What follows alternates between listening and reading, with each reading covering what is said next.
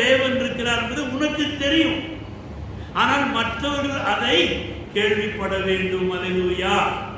மற்றவர்கள் கேள்விப்படும்படியாக தேவன் உன்னோடு கூட இருக்கிறார் என்பதை நீ நான் உறுதி செய்ய வேண்டும். எந்த சூழ்நிலையிலும் இயேசு என்னோடு இருப்பது நினைச்சிட்டா என்னுள்ளம் துள்ளுதம்மா, நன்றி என்று சொல்லுதம்மா. இயேசு என்னோடு இருப்பது நினைச்சிட்டா என்னுள்ளம் துள்ளுதம்மா, நன்றி என்று சொல்லுதம்மா. ஆஹா ஓ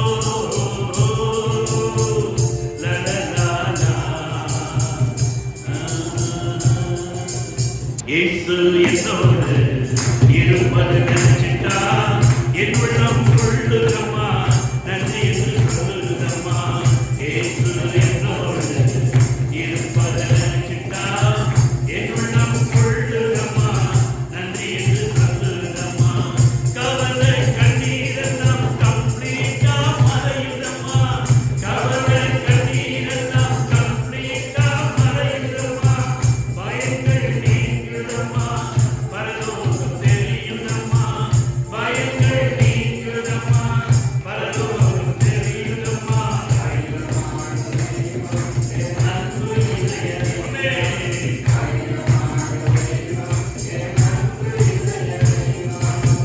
இயேசு என்னோடு இருப்பது நினைச்சிட்டா என்னுள்ளம் துள்ளுதம்மா, நன்றி என்று சொல்லுதம்மா. என்னுள்ளம் துள்ளுதம்மா, நன்றி என்று சொல்லுதம்மா. சகரியா தீர்க்கதரிசி ஒரு முக்கிய நோக்கத்தோடு கூட இந்த சகரியாவின் புஸ்தகத்தை எழுதுகின்றார். பாபிலோனில் சிறைப்பிடித்து கொண்டு வரப்பட்ட இந்த யூதர்கள், அவர்கள் இந்த அந்நிய தேசத்திலே அந்த அந்நிய ஜனங்கள் இவருடைய பாடல்களை அதிகமாக விரும்புகிறார்கள். சீயோனுடைய பாடல்கள், மகிமையின் பாடல்கள், அந்த பாடல்களை அவர்கள் விரும்பினபடியினாலே பாடும்படியாக சொல்லுகிறார்கள். ஆனால் இவர்களோ அடிமைத்தனத்திலே இருக்கிறார்கள். இன்றைக்கு தேவனுடைய பிள்ளைகளே, நாமும் கூட இப்படித்தான் உலகத்தினுடைய அடிமைத்தனத்துக்கு வாழ்ந்து கொண்டிருக்கிறோம். ஆனால் வாயில மாத்திரம் என்ன பாடுறது? By the rivers of Babylon there we sat down அப்படின்னு அழகா பாடுவோம். ஆனா அனுபவத்துக்குள்ளாக வருகின்ற வழியிலே அது நமக்கு இருப்பது இல்லை. என்ன இருக்குது? பாட்டு பார்த்து என்ன பண்றோம்?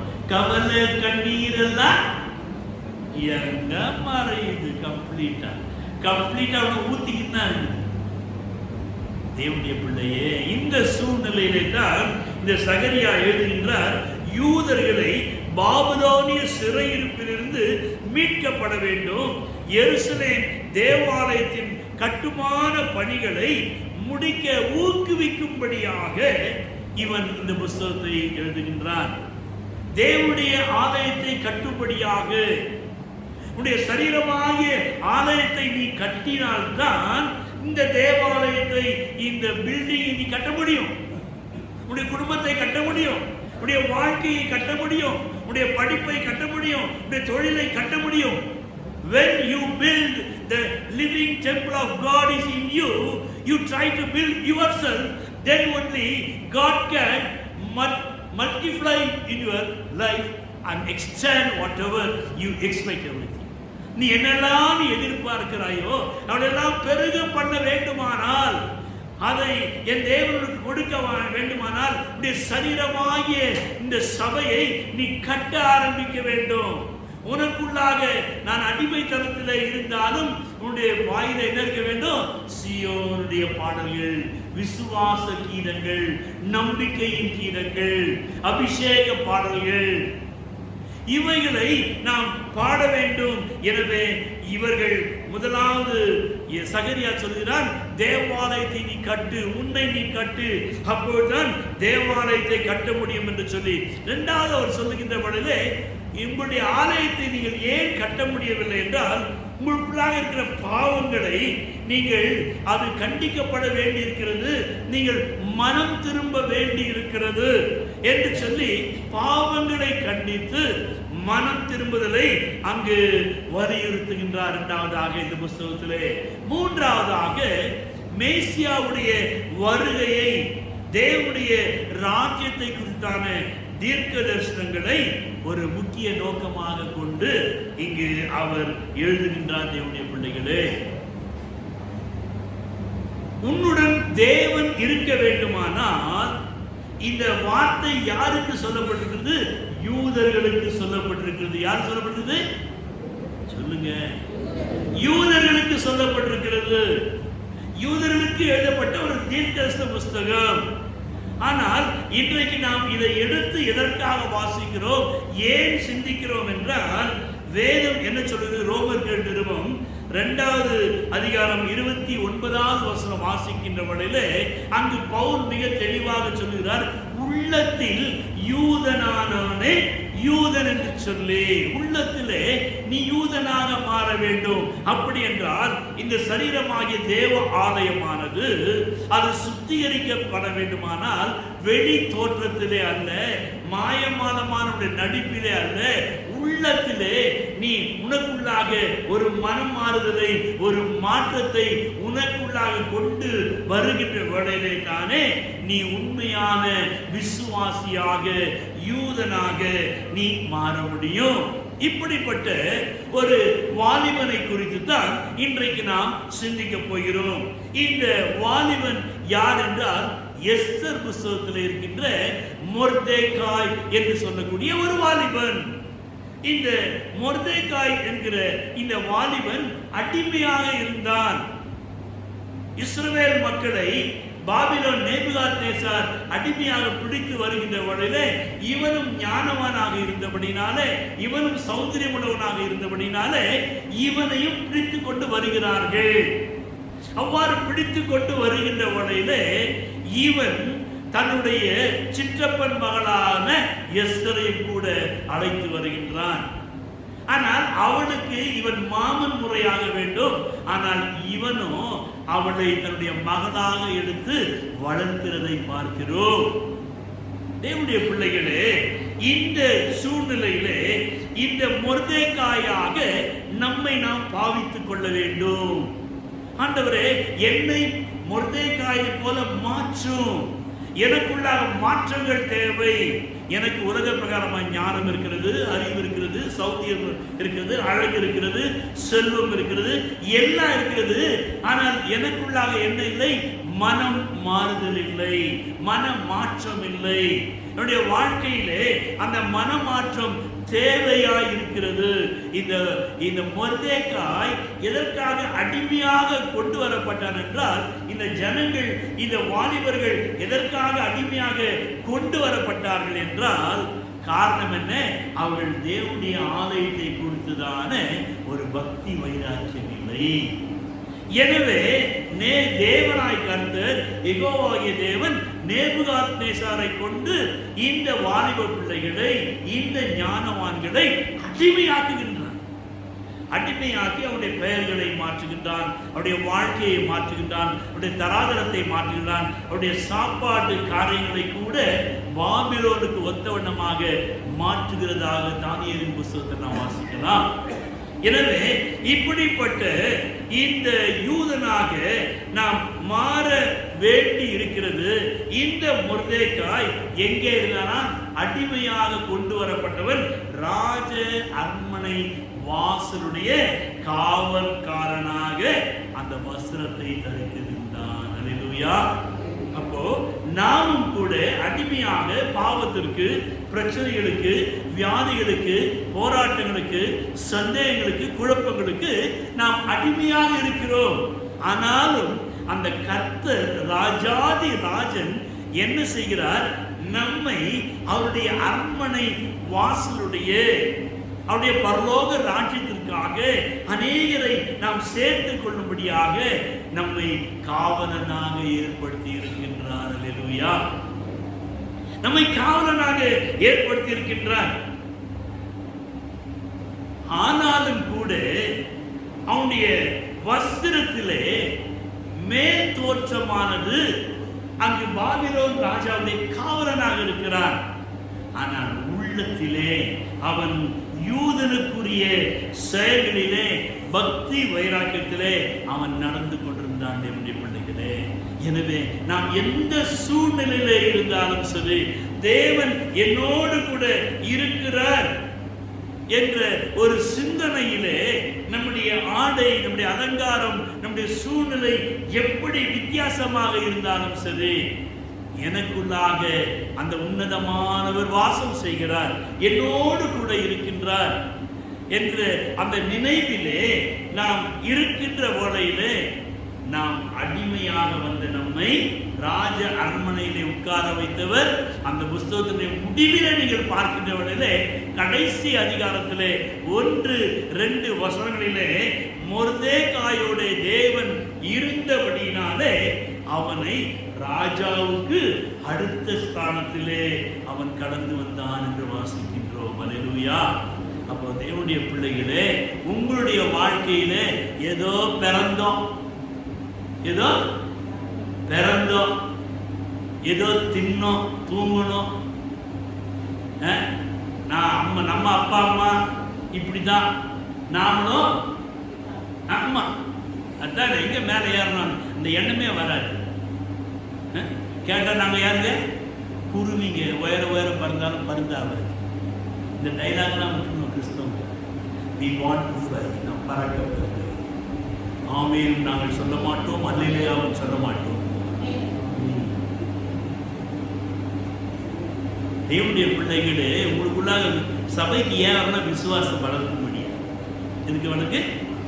ஆமா, நேற்று எங்க அப்பா அம்மா எங்க தாத்தா பாட்டி தெருவில் இருந்தாங்க. இன்றைக்கு எங்க அப்பா அம்மா ஒரு வாடகை வீட்டில் இருக்காங்க. நான் அவங்களுக்கு பிள்ளையா பிறந்தேன். நான் எங்க அப்பா அம்மா சாபத்துக்குள்ளேயோ நான் என்ன செய்யணும்? ஒரு சொந்த ஒரு இடத்தை கட்டி என் பெற்றோரை வைக்கணும். அப்படி அந்த உயர்வான சிந்தனை நமக்குள்ளாக வளர வேண்டுமானால் உனக்குள்ளாக தேவன் இருக்கிறார் என்கிற ஒரு சிந்தனை வேண்டும். அடிமையாக வந்தவன் அரண்மனை வாசல்காரனாக கடந்து வந்தால் இந்த புஸ்தகத்தினுடைய முடிவிலே அவன் ராஜாவுக்கு அடுத்த ஸ்தானத்திலே கடந்து வந்ததாக வாசிக்கின்றோம். காரணம் என்ன? இந்த ஒரு யூதனை 10 பேர் பற்றி கொண்டார்களாம், 10 பேர் பின்பற்றினார்களாம், 10 பேர் பிடித்துக் கொண்டார்களாம். காரணம் என்ன? அவர்கள் கேள்விப்படுகிறார்கள். என்ன கேள்விப்படுகிறார்கள்? இவர்களோடு தேவன் இருக்கிறார் என்று சொல்லி. எனவே அவனுடைய வஸ்திர தொங்கலை பிடித்துக் கொண்டார்கள் என்று வாசிக்கின்றோம். அவனுடைய வஸ்திர தொங்கல் என்று சொல்லி பார்க்கின்ற வகையிலே யூத வஸ்திரத்தை குறித்து வேதத்திலே 10 விதங்களிலே அங்கு விளக்கப்பட்டிருக்கிறது. அது யூதனுடைய பிரார்த்தனை வஸ்திரம் என்று அதை சொல்லுவார்கள். கல்யாண வஸ்திரம், ரட்சிப்பின் வஸ்திரம் என்று பலவிதமான வஸ்திரங்கள் வேதத்திலே குறிக்கப்பட்டிருக்கிறது. அப்ப தேவன் உன்னோடு கூட இருப்பார் என்றால் நமக்குள்ளாக தேவை அங்கி, டானிக் என்று சொல்வார்கள், மேலங்கி, கிளாக் ஆஃப் ரோப், அந்த கயிறை போட்டிருக்கின்ற பிரார்த்தனை சால்வை, டாலெட் என்று சொல்லுவார்கள்.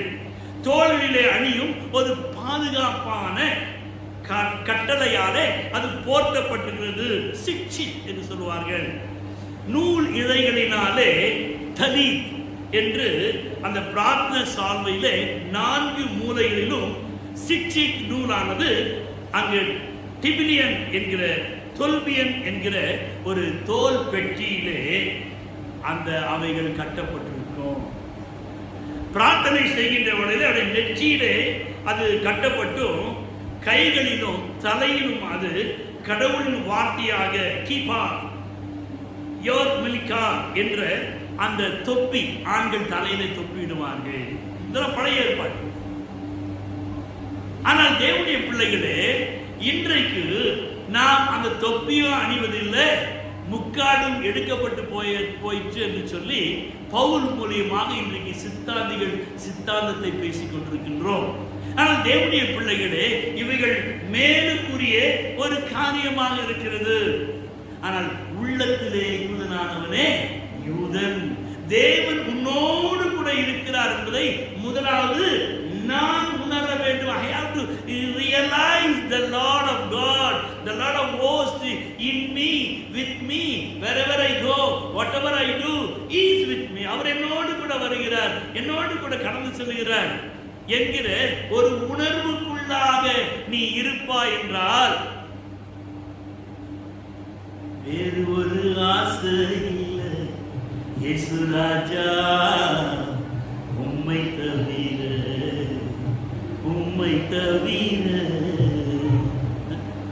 அந்த ஒரு ஆசையாக ஒரு புருஷன் ஒரு மனைவி மீது வைக்கிற பற்று, ஒரு மனைவி ஒரு புருஷன் மீது வைக்கிற அந்த பற்று ஆனது அது கிறிஸ்துவை சார்ந்ததாக இருக்க வேண்டும்.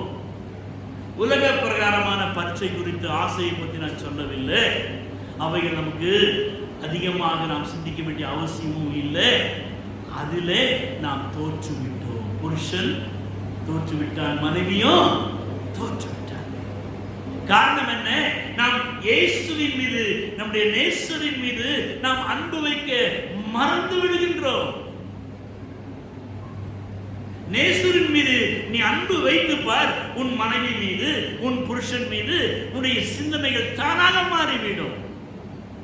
பக்தன் பாடுகிறான், நேசர் இயேசுவின் மேல் சாய்ந்தே துன்பவனாந்திரத்தே நடந்தே இன்ப நாள் வாழ்வடைந்தே. துன்ப வனாந்திரத்திலே கூட என் நேசருடைய மார்பிலே நான் சாய்ந்து கொண்டிருக்கிறேன். அந்த ஒரு உணர்வு நமக்கு வேண்டும். தேவனுடைய பிள்ளைகளே, இதெல்லாம் எனக்கு வராதுப்பா. அந்த ஆளை கண்ட்ரோல் பண்ணி வச்சா தான் என் கண் என்ன செய்யணும், 4 கண்ணு முன்னாலேயும் பின்னாலேயும் பார்த்தா தான் அந்த லைன்ல நிற்பான், இல்லாட்டா ஓடிடுவான். இவர் சொல்வார், அந்த அம்மா ஐயோ முடியாது இல்லையா, நான் தான் தோத்துட்டேன். காரணம் என்ன? இயேசு உன்னோடு கூட இல்லை. ஏதோ தேவைக்கு நாம் பயன்படுத்தி கொண்டு வருகிறோம். தேவனுடைய பிள்ளைகளே, இப்படிப்பட்ட இஸ்ரவேலராகிய நமக்கு பிதாவானவர் என்ன தருகிறாராம்? எடுத்து வாசிப்போம். ஏசாயா 61 அதிகாரம் 10வது வசனம். Book of Isaiah chapter 61 verse 10. கர்த்தருக்குள் பூரிப்பாய் மகிழ்கிறேன், என் தேவனுக்குள் என் ஆத்துமா களி கூர்ந்திருக்கிறது. மணவாளன் தன்னை ஆபரணங்களால் அலங்கரித்துக் கொள்வது போல, மணவாட்டி தன்னை நகைகளினாலே சிங்காரித்துக் கொள்வது போல, அவர் ரட்சிப்பின் வஸ்திரங்களை எனக்கு உடுத்தி நீதியின் சால்வையை தரிப்பித்தார். அல்லேலூயா. We are unfit. We are not worthy people. I am not a worthy. I am a sinner. I am a backslider. I am nothing to say. ஆனால் அவர் என்னை பார்க்கின்ற வேளையிலே, மணவாளனாகிய கிறிஸ்து உன்னையும் என்னையும் பார்க்கின்ற வேளையிலே ஒரு மணவாட்டியாக பார்க்கின்றார். அல்லேலூயா. ஆனா நம்ம என்ன வஸ்திரத்திற்கு? அழுக்கு வஸ்திரம். இந்த சங்கீதம் புத்தகத்தை வாசித்து பாருங்க. அழுக்கு வஸ்திரத்திலே இருந்தவருக்கு தேவ தூதனை அனுப்பி அந்த வஸ்திரத்தை மாற்றும்படியாக செய்கின்றார். ஏன்? தேவன் நீ விரும்பினாலும் விரும்பாவிட்டாலும் அவர் உனக்குள்ளாக வந்து வாசம் செய்ய விரும்புகின்றார். அல்லேலூயா. ஆமா, நாம் விரும்பாவிட்டாலும் தேவையில்லை என்று சொன்னாலும் இயேசு உனக்குள்ளாக வந்து வாசம் செய்ய விரும்புகின்றார். வார்த்தை, நீங்கள் வார்த்தையிலே உருவாக வேண்டும். இங்கு அவர் என்ன தருகிறாராம்? கல்யாண வஸ்திரத்தை உனக்கும் எனக்கும் உடுத்து வைக்கின்றார். அல்லேலூயா. என்ன வஸ்திரம்? மணவாளன் தன்னை அலங்கரித்துக் கொள்கிறான், மணவாட்டி தன்னை அலங்கரிக்கிறது போல அவர் எனக்கு ரட்சிப்பின் வஸ்திரத்தை அவர் நமக்கு உடுத்து வைக்கிறாராம். என்ன வஸ்திரம்? ரட்சிப்பின் வஸ்திரம். நாம் ரட்சிக்கப்படுறோமோ இல்லையோ, அவர் நம்மை ரட்சிப்பின் அனுபவத்திலே வழிநடத்தும்படியாக அந்த குழந்தைங்க என்ன செய்யும்? ட்ரெஸ் போடுறதுன்னு செய்ய டக்குன்னு கையில் இருந்து சொல்லுங்க, மறந்துட்டோம் பாஸ். இப்ப எருமக்கடா மாதிரி ஆயிடுச்சுங்க, மறந்துட்டோம். அந்த ட்ரெஸ் போட்டு ஓடிடும். குளிக்க விட்டா என்ன செய்யறாங்க? அது தூரமா ஓடும். எப்படி ஓடுறது? எப்படி ஓடும்? தூரமா ஓடிடும். நம்ம அது பின்னால சுத்தின்னு வரும் அது பிடிக்கிறது. இப்படிதான் குழந்தைங்க, விசுவாசிகள் இப்படிதான். தூரம் திரிந்த சீயோனே உன்னை தூக்கி எடுத்து கரத்தில் ஏந்தி, தூரம் திரிந்த சீயோனே அல்லேலூயா ஆரங்கள் கூட்டிய சங்கரித்து உன்னை அத்த மனவாட்டி ஆக்கி நெரு என்னை ஆரங்கள் கூட்டிய சங்கரித்து உன்னை அத்த மனவாட்டி ஆக்கி நெரு என்னை தந்தானி துதிப்போமே. தீரு சபையாரே கவி பாடி பாடி தந்தானி துதிப்போமே. பாட்டு ஆரம்பிச்ச உடனே கரங்களை தட்டி உள்ள இருந்து பாடணுங்க. அவர் உங்களோடு கூட இருக்கிறதை அவர் உங்களை அலங்கரிக்கிறாராம். அல்லேலூயா. அவர் கையில கூட ஒப்பு கொடுத்து பாருங்க. அவர் உங்களை எழுப்பி விடுவார். உங்களை அலங்கரிக்க என்னென்ன வேணுமோ டிசைன் கொண்டாந்து கொடுப்பார். ஆமைன்னு சொல்ல மாட்டாங்க. ஏன்னா நமக்கு தேவையில்லையே. என் பையன் ஒரு நாள் ஒரு சின்ன பாக்ஸ் கொண்டாந்து கொடுத்தான். என்னடா அது? பாப்பா நீங்க குளிச்சுட்டு ஃப்ரெஷ் ஆகிட்டு போற நேரத்தில் அப்படி தடை விடுங்க, அவ்வளோதான், வேற ஒன்றும் தேவையில்லை, தானே எல்லாம் பிளாக் ஆகிடும். உன்னை அலங்கரிப்பதற்கு கர்த்தர் தேவதூதனை அனுப்புவார். ஆமென் சொல்லாதீங்க, சொல்ல வேண்டாம். நீங்க தான் தூங்கி எதிர்ச்ச உடனே காலையில் தெய்வ முகூர்த்தமா சாமிங்க வந்துட்டு பொண்ணு பார்க்கறதுக்கு வருமா தெருவில் ரோட்டில் 4:30 தெய்வ முகூர்த்தம். ஏன்னா அந்த நேரத்தில் பொம்பளைங்க இருப்பாங்க, ரொம்ப அழகாக இருப்பீங்க. இங்கே ஒரு மீசை அங்கே ஒரு மீசை, இந்த பேய் மாதிரி முடியும். அதில் அவங்க வந்து வெளில வந்து கோலம் போடுவாங்க. அப்போ தான் அந்த தெய்வம் வந்து சாமிங்க வருமா, இது அழகாக இருக்கு பார்க்கறதுக்கு. அந்த ஒரிஜினல் தெய்வம் பிள்ளையே, நீ எவ்வளோ அலங்கோலமா இருந்தாலும் என் ஆண்டவர் உன்னை அலங்கரிக்கிற பியூட்டிஷியன். யாரு? Is the best beautician. எந்த இடம் இது? Beauty parlour. இங்க வந்து அவர் சிரிக்காத கூட எப்படி சிரிக்கிறீங்க? இந்த பிரசங்கம் பண்ணீங்க இப்படிதான் இருப்பேன் வருவாங்க. கர்த்தர் செய்யறது உங்களை பியூட்டி அழகு குயினா மாற்று. ஆமே. நம்ம யாருங்க? யாருங்க?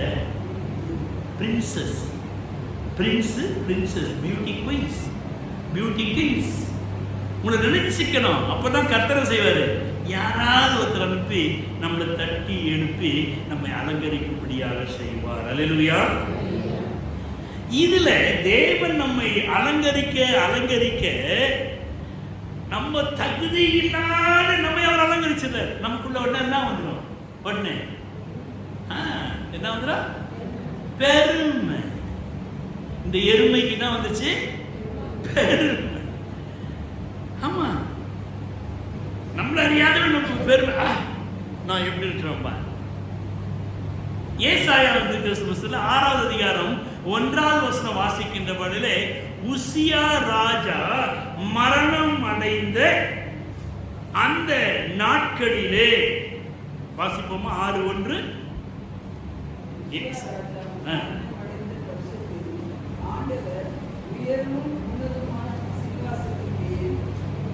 வீற்றிருக்க கண்டேன். ஆமென். தேவனுடைய ஆலயமானது அவருடைய வஸ்திர தொங்கலால் அவர் என்ன செய்கிறாரா? நாம் தகுதியற்ற நமக்கு ஒரு ரட்சிப்பின் வஸ்திர தொங்கலை நம் மீது போர்த்துகின்றார். நம் மீது போர்த்துகின்றார். ஒரு ரட்சிப்பின் வஸ்திரத்தை. அதைத்தான் புறஜாதிகள் பிடித்துக் கொள்கிறார்கள். உன்னோடு கூட தேவன் இருக்கிறார். எப்படி ஒரு குழந்தை தன்னுடைய தாயினுடைய தகப்பனுடைய கையை பிடித்துக் கொண்டு செல்கிறதோ அதை போல நம்மை மற்றவர்கள் வருகிற நாட்களில் பிடித்துக் கொள்ள போகிறார்கள். அல்லேலூயா. ஆமென். கண்டிப்பாக கர்த்தர் செய்வார். இந்த இடத்திலே அந்த தேவாலயத்தை அவர் திரைச்சீலால் எப்பொழுது நிரப்பினார்? உசியா மரணம் அடைந்த வேளையிலே. உசியா என்றால் பெருமை. உசியா என்றால் பெருமை. உனக்குள்ளாக இருக்க பெருமை மறிக்கணும். குற்றம் கண்டுபிடித்தல், சந்தேகப்படுதல், இதெல்லாம் வந்துட்டு பெருமைக்குரிய ஒரு காரியங்கள். தன்னை தானே மிஞ்சி எண்ணுதல், இவைகள் மறித்தால் தான் அங்கு என்ன இருக்கும்? தேவனுடைய ஆலயத்திலே, அந்த ஆலயத்தில் அவருடைய தொங்கலாலே அந்த ஆலயம் மகிமையினாலே நிறைந்தது. இதனால இருந்தது மகிமையினாலே. அப்ப கர்த்தர் நம்மை ஆசீர்வதிக்க ஆசீர்வதிக்க ஆசீர்வதிக்க நமக்குள்ளாக என்ன வரக்கூடாதுங்க? பெருமை வரக்கூடாது. நான் யாரு? எருமை. நான் யாரு?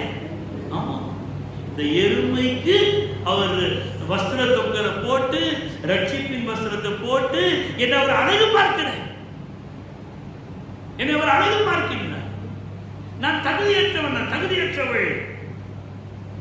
எனவே இந்த வஸ்திர தொங்கலினாலே தேவனுடைய ஆலயம் நிறைந்திருந்தது.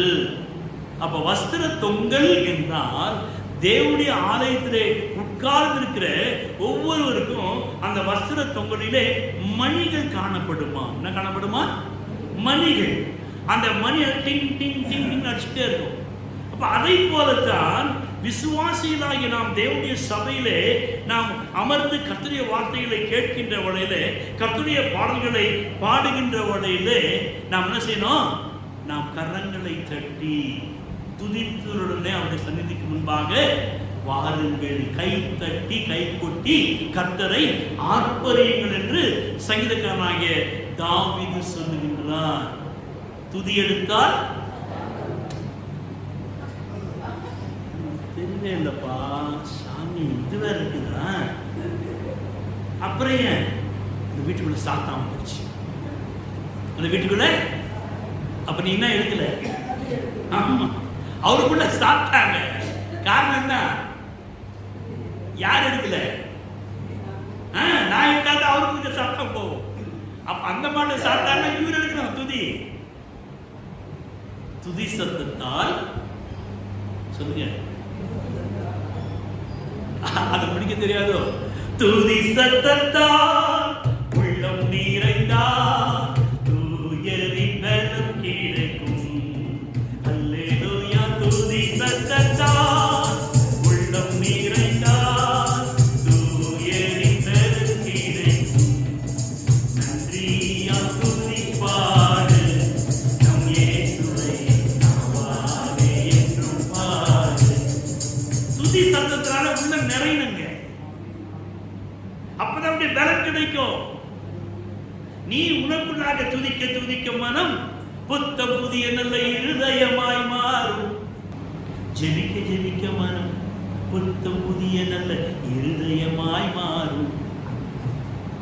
ஜெபத்தின் வல்லமையால் பெரும் தடைகளை தகர்த்திடலாம். நாம் கருத்துடன் ஜெபிப்பதினால் நம் கண்ணீரை துடைத்திடலாம். ஊக்கமான ஜெபம் ஏக்கங்கள் நீக்கும், வெற்றியை தந்திடும். வாழ்க்கையில வெற்றியை தரும், புது மனிதனாக மாற்றும். அப்படியே உட்கார்ந்து நீங்க தோத்திரம் பண்ணி பாருங்க. உடைய ஆடை, உடைய வஸ்திரத்தொங்கல் துதியினாலே நிறைந்திருக்கட்டும் தேவனுடைய பிள்ளைகள். இரண்டாவது அவர் சொல்கிறார்கள், யூதனோடு தேவன் இருக்கிறார் என்று கேள்விப்பட்டோம். They listen. The God of hosts is with them, with him, with her. அவளோடு தேவன் இருக்கிறார் என்று சொல்லி கேள்விப்படுகிறார்கள். இந்த மொர்தெகாய் என்றால் எபிரேய மொழியிலே மாதுக் என்று கடவுளின் சேவகன் அல்லது பாபிலோனிய கடவுளுக்கு உரியவர் என்று பெயர். போர் வீரன் அல்லது வருத்தம், கசப்பு என்று பல அர்த்தங்கள் இந்த பெயருக்கு காணப்படுகின்றன.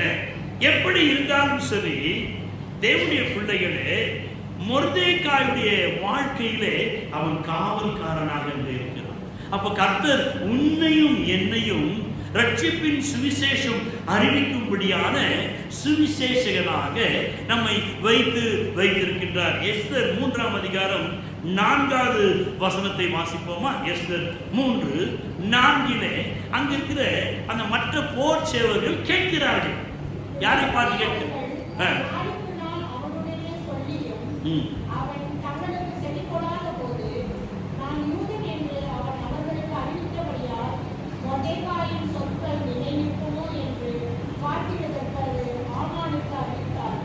ராஜாவின் கட்டளை என்ன? அங்கு ஆமான் வருகின்ற வரையில அவனுக்கு முன்னதாக தலை குனிய வேண்டும், நமஸ்கரிக்க வேண்டும். இங்க எப்படி காலில் விடுறாங்க பாருங்க, அதை போல அவர் ஒருவருக்கே நமஸ்கரிக்க வேண்டும், அவர் ஒருவரை ஆராதிக்க வேண்டும். ஆனால் இவன் என்ன செய்கிறான்? அந்த ஆமானுடைய அந்த ராஜ கட்டளைக்கு கீழ்ப்படியாமல் அங்கு ஆமான் வருகின்ற உடையிலும் அவன் தன்னுடைய வேலையை மாத்திரம் செய்து கொண்டிருக்கிறான். அப்போ மற்ற சிலர் கேட்கிறாங்க, ராஜா கட்டளையை ஏன் மீறுகிறாய்? இவன் என்ன சொல்கிறான்? நான் ஒரு யூதன். அப்போ உனக்குள்ளாக அந்த பக்தி வைராக்கியமானது மிக விசேஷித்த வண்ணமாய் காணப்படுகிற தேவனுடைய பிள்ளைகளே. எனவே அந்த பக்தி வைராக்கியத்திலே அவனுடைய சொற்கள் நிற்குமோ என்று சொல்லி அதை ஆமானுக்கு அறிவிக்கிறார்கள். தேவனுடைய பிள்ளைகளே, இப்படிதான் உன்னுடைய வாழ்க்கையில் நீ பக்தி வைராக்கியமாக வளருகின்ற வழியிலே மற்றவர்கள் என்ன செய்வார்கள்? பக்தி வைராக்கியத்தை எப்படியாயிரும் உன்னிடத்தில் குறைத்து விடும்படியாக பலவிதமான தந்திரங்களை, மந்திரங்களை, சூழ்ச்சிகளை செய்யலாம். ஆனால் இந்த ஆமானோ அவன் யோசிக்கின்றான், இவன் ஒருத்தனை அடிக்கூடாது, இவன் ஒருத்தனை அடிக்கூடாது, இவன் யூதன் அவனை கூட்டத்தை அடிச்சிடணும். உன்னை மாத்திரமல்ல, உன் குடும்பத்தை, உன் கூட்டத்தை அழிக்க பிசாசானவன் கர்ஜிக்கிற சிங்கத்தை போல அவன் வகை தேடி திரிகிறான், நம்மை அழிக்கும்படியாக, நம்மை விழுங்கும்படியாக. எனவே அங்கு ஒரு பெரிய சவால் எழுப்புகிறது. ஆமானுடைய ராஜ கட்டளை அதிகாரமா, யெகோவாகிய தேவனுடைய வல்லமையா என்கிற 2 பிரச்சனைகளிலே இவர்கள் இதை பார்த்து கேட்கும்படியாக அங்கே உட்கார்ந்து கொண்டிருக்கிறார்கள். தேவனுடைய பிள்ளைகளே, இவர்களை எல்லாம் அழிக்கணும்னு சொல்லிட்டு அவன் முயற்சி எடுக்கின்றான். உன்ன மாத்திரமே உன் குடும்பத்தையே வேறறுக்க வேண்டும் என்று சொல்லி. ஆனால் இந்த சூழ்நிலையிலே தேவன் யூத ஜனங்களை எப்படி காப்பாற்றினார்? யூதர்கள் என்ன செய்யறாங்க? அந்த புத்தகத்தை நீங்க வீட்டுக்கு போய் வாசித்து பாருங்க. யூதர்கள் அழுகிறார்கள், துக்கிக்கிறார்கள், உபவாசிக்கிறார்கள், கண்ணீர் விடுகிறார்கள், புலம்புகிறார்கள், ரெட்டுடுத்திக் கொள்கிறார்கள், சாம்பல்ல உட்காருகிறார்கள்.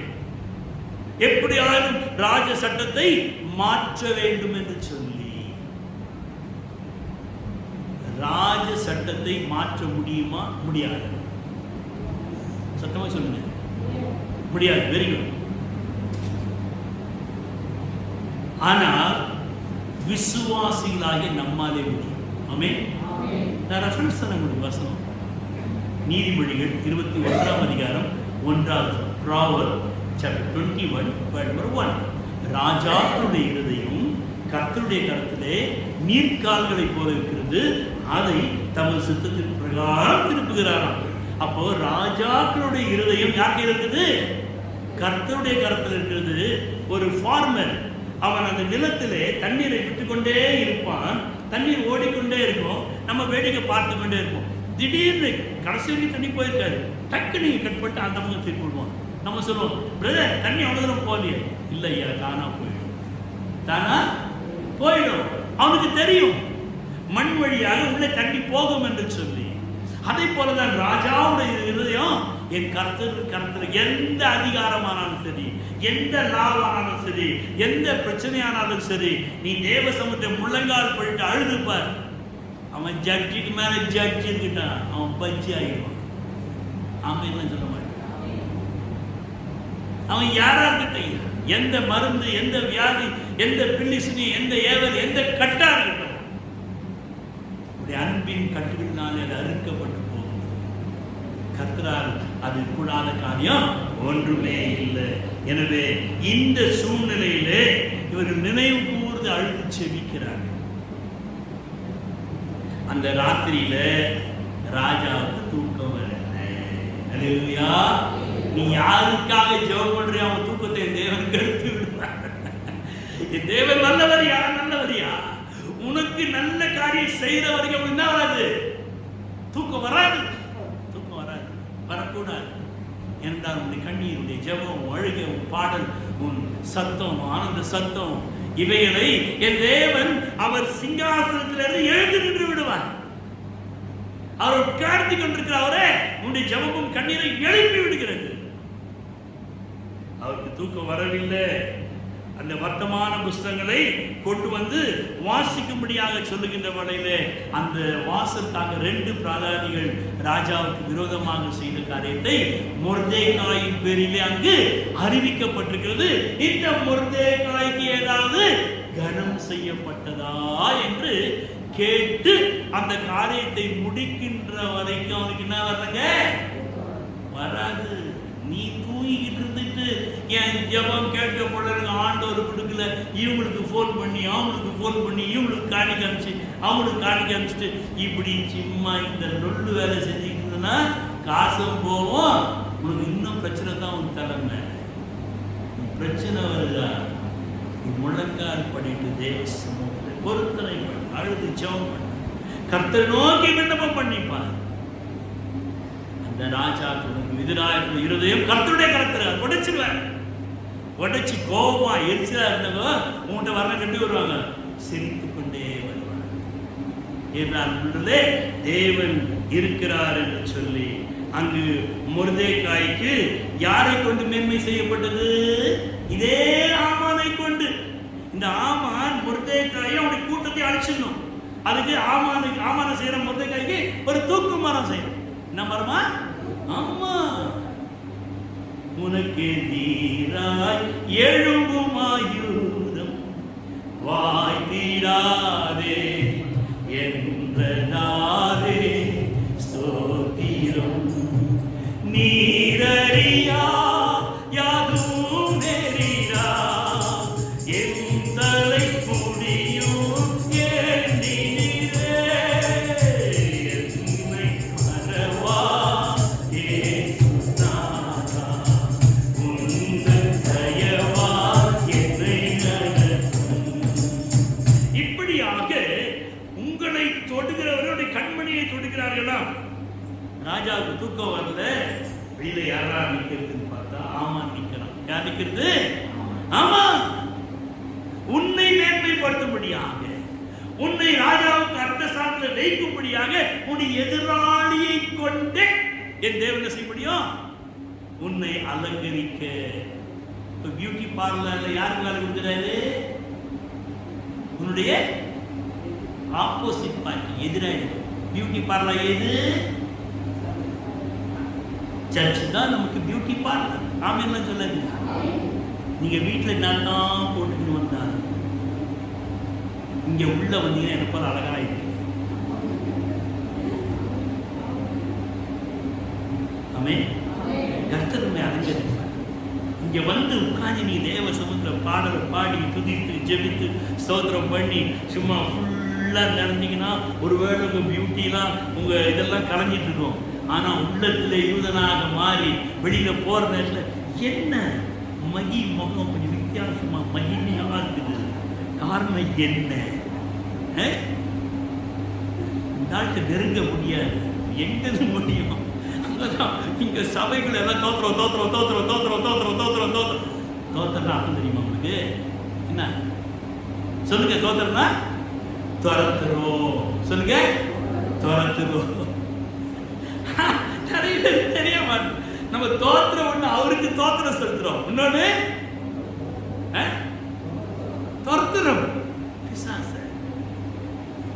எனவே தேவனுடைய பிள்ளைகளே, அங்கே ராஜா சொல்றாரு 6:10, நீ சொன்னபடி அந்த வாசல்ல உட்கார்ந்திருக்கான் பார், அவனுக்கு போய் செய்யி. உன்னை தேடி வந்து உன்னை அலங்கரிப்பார்கள், ராஜ மேன்மை தருவார்கள். தப்பி தவிர ஆமே சொன்னாரு. ஆமா, நான் கெட்டு சீரழிச்சு போறதுனே உட்கார்ந்து செவிட்டு விரினை போற தேவனுடைய பிள்ளைகளை, கர்த்தர் நமக்கு ராஜ மேன்மையை உன்னுடைய எதிராளிகளை கொண்டு தர அவர் ஆயத்தம் உள்ளவராய் இருக்கிறார். அல்லேலூயா, ஆமென். விசுவாசித்தவளே, கர்த்தராலே சொல்லப்பட்டவர்களுக்கு, ஆமா, சபையை குறித்து சொல்லுகிறார், நீ விசுவாசிக்கணும். இந்த சூழ்நிலையிலே கடைசியாக ஒரு யூதனோட கூட போவோம்ன்றாங்க, மொர்தெகாயோட கூட போ. இப்போ ஆமானோட இந்த பாட்டி பெங்க திரும்பிடுச்சு. ஆமா சொல்றாரு, ராஜா ராஜா, ஆமான் ஒரு தூக்கு மரம் செஞ்சு வச்சிருந்தான். யாருக்காக? மொர்தெகாய்க்காக. அவ்வளவுதான். இப்படி போறவங்களுக்கு அபோட்ட நாய் பின்னால வர ஆரம்பிப்பாமே. ஏன் நீ நானும் யார் பின்னால போறோம்? இயேசுவின் பின்னே நானும் செல்வேன், திரும்பி பார்க்க மாட்டேன், நான் திரும்பி பார்க்க மாட்டேன். திரும்பி நீ பார்த்தா லோத்து மனைவி போலாவா? திரும்பி நீ பார்த்தா லோத்து மனைவி போலாவா? திரும்பி பார்க்க இயேசு பின்னால போற. உன்னை யாரு பின்தொடர்ந்து வந்தாலும் உன்னை அழிக்க வந்தவர்கள் உன்னை அழகாக அலங்கரிக்க ஆரம்பித்து விடுவார்கள். அல்லேலூயா. இது தேவனாலே மாற்றம்தான் கூட, தேவனாலே மாற்றம்தான் கூட. இந்த இஸ்ரவேல் மக்கள் அங்கே எகிப்திலிருந்து பரம கானானுக்கு வருகின்ற வழியிலே முன்னால சிவந்த சமுத்திரம், பின்னால பார்வோன் சேனை, பின்னால திரும்பி பார்க்கறாங்க.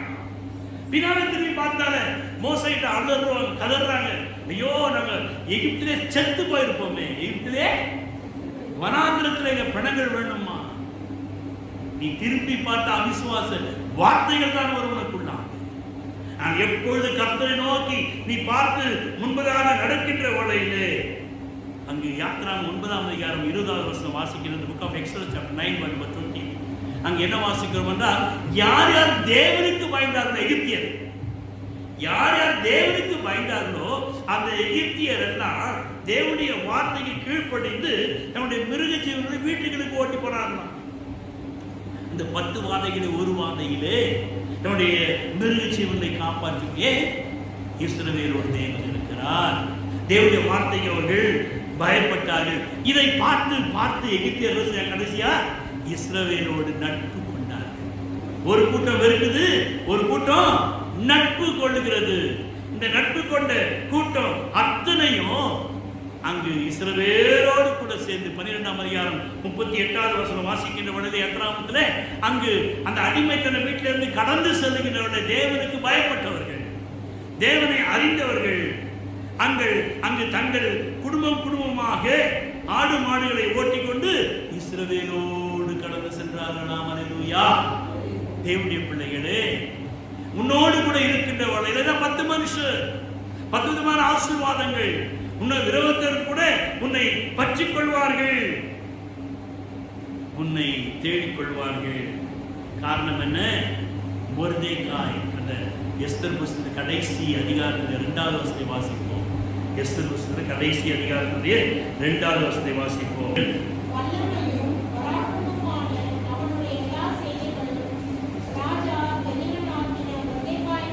ராஜா பெரியவராக்கின மொர்தெகாய். தேவனுடைய பிள்ளைகளே, ராஜா உன்னை பெரியவனாக்க விரும்புகிறார். ஆமென். யாரை பெரியவனாக்க விரும்புகிறார்?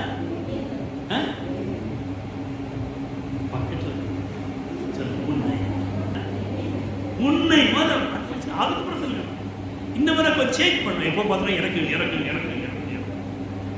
இந்த முறை யாரை சேஞ்ச் பண்ணோம்? யார அங்கிருந்து என்ன அடிக்கிற பாரு, ஒரே அடி. 12 சொன்ன தேவன் உன்னையும் என்னையும் மாற்ற விரும்புகின்றார். அல்லேலூயா. அதற்கு நாம் என்ன செய்யணும்? தேவன் என்னோடு கூட இருக்க வேண்டும். தேவன் என்னோடு கூட இருக்க வேண்டும். என்ன செய்யணும்? அவருடைய வார்த்தைகள் இல்லாத நான் எங்க இருக்கணும்? எப்பவுமே எதுக்குள்ள இருக்கணும்? ஆலயத்துக்குள்ள. இது எதுக்கே? Beauty parlour. இங்க வந்து அவர் என்ன செய்யறார்? நமக்கு அலங்கரிக்கிறார். தேற்றிடுதே உந்தன் வாக்குகளில் ஆற்றிடுதே உந்தன் சமூகத்தே. தேற்றிடுதே உந்தன் வாக்குகளில் ஆற்றிடுதே